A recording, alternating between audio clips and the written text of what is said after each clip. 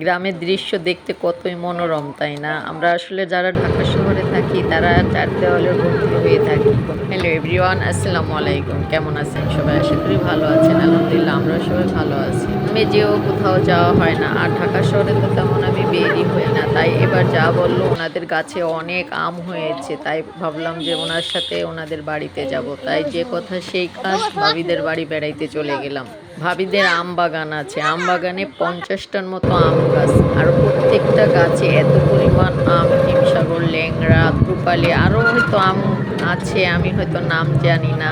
যেহেতু 50টা গাছ, প্রত্যেকটা গাছে হিউজ পরিমাণ আম, আর এত নিচে নিচে ধরে আছে, আমরা যে খুবই মজা করলাম। তার যার মতো করে আম পাড়তেছে, খাচ্ছে। আমরা তো অনেক আম খেয়ে নিয়েছিলাম, যদিও একটু আগে গেলে অনেক মজা করতে পারতাম। আর আমি অনেক আম পেড়েছি, যদিও আমার আমের ভিডিওগুলো কেউ করতে পারেনি, আর সবাই অনেক ব্যস্ত ছিল, তো যার যার মতো করে সে সেই মজা করতেছিল। এই যে আমার ছেলে নিজেই নিজের ইচ্ছা মতো আম পাড়তেছে।